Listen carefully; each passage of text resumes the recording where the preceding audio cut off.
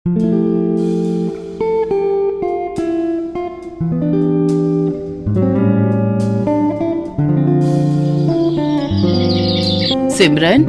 जाकर आरती की थाल ले आ।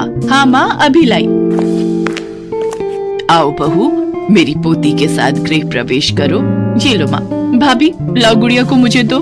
अभी रुक तो, पहले बहू और धीरज को गुड़िया के साथ गृह प्रवेश करने दे, फिर गोदी में ले लेना। जीती रहो पूर्णिमा बहू, आज तुमने घर को एक पोती नहीं लक्ष्मी दी है। लक्ष्मी, सदा खुश रहो।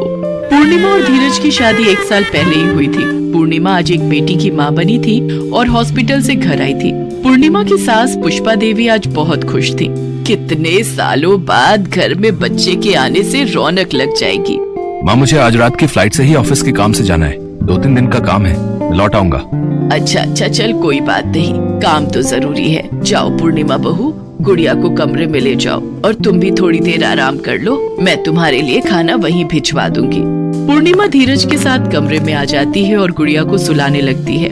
धीरज, क्या जाना जरूरी है? अभी तो मैं हॉस्पिटल से आई हूँ। तुम थोड़ी देर भी गुड़िया के पास नहीं रुके और आज रात को जा भी रहे हो।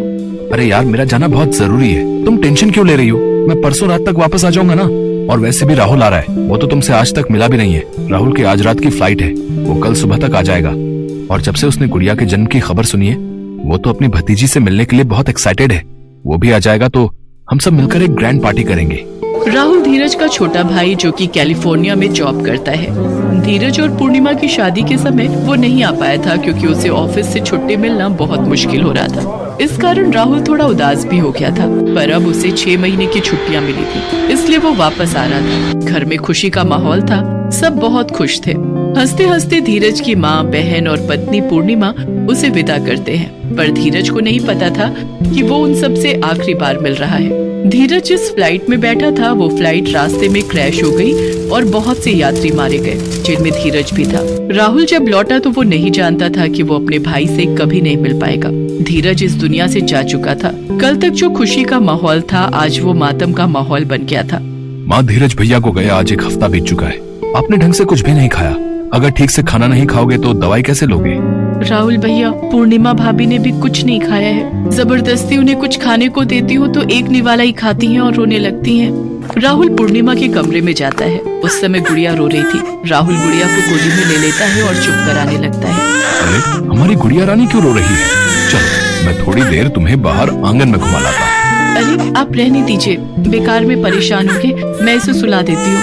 ओके, ये लो, जाओ मम्मी के पास जाओ। वैसे मेरी आपसे ज्यादा बात नहीं हुई, पर अगर आप भूखे रहोगे तो आपकी तबीयत खराब हो जाएगी और आपको गुड़िया के साथ साथ इस घर को भी संभालना है। सिमरन आपके लिए खाना ला रही है, थोड़ा सा खा लेना। नहीं, मुझे भूख नहीं है। अच्छा ठीक है भाभी, मत खाओ, फिर हम में से कोई भी नहीं खाएगा। राहुल और सिमरन किसी तरह समझा बुझाकर पूर्णिमा को खाना खिला देते हैं। धीरज को गए 5 महीने बीत चुके थे। एक दिन पुष्पा देवी की बड़ी बहन आशा देवी मिलने के लिए आती है। अरे, तेरा दिमाग खराब है क्या पुष्पा? सारी जिंदगी अपनी विधवा बहू और उसकी बेटी को पालने की जिम्मेदारी तू क्यों अपने सिर ले रही है? अभी तुझे सिमरन और राहुल की भी शादी करनी है। अब इसका तेरे घर में क्या काम? अगर तू इसे अपने घर में रखेगी तो आगे चलकर बेटी की सारी जिम्मेदारी का खर्चा तेरे सिर पर आ जाएगा। मैं तो कहती हूँ इसे इसके मायके भेज दे। अपने आप दोनों माँ बेटी की जिम्मेदारी उसके माँ बाप उठाएंगे। शायद तुम ठीक कह रही हो दीदी, मैंने ये बात तो सोची ही नहीं। बहाने से कल इसे अपनी माँ के घर भेज देती हूँ, फिर किसी को लिवाने नहीं भेजूंगी तो अपने आप समझ जाएंगे। पुष्पा देवी की बड़ी बहन आशा देवी कान भरकर जा चुकी थी।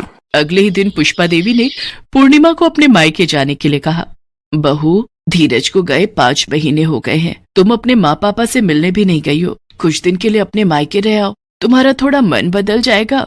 गुड़िया भी अपने नाना नानी के पास रहने नहीं गई। ठीक है माँ जी, मैं कल ही चली जाऊंगी। पर माँ, कुछ दिन बाद तो न्यू ईयर है।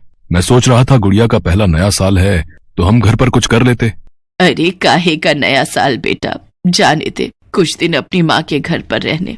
राहुल चुप हो जाता है। सिमरन भी कुछ नहीं बोल सकी। अगले दिन पूर्णिमा गुड़िया को लेकर अपने मायके चली जाती है। पूर्णिमा को गए 1 हफ्ता बीत चुका था और अगले दिन नया साल था। सिमरन राहुल से बोली, राहुल भैया, पूर्णिमा भाभी को गए 1 हफ्ता हो गया है। गुड़िया की बहुत याद आ रही है। पूर्णिमा भाभी को वापस बुला ले क्या? नए साल पर गुड़िया और पूर्णिमा भाभी हमारे साथ होंगी तो भैया की कमी महसूस नहीं होगी।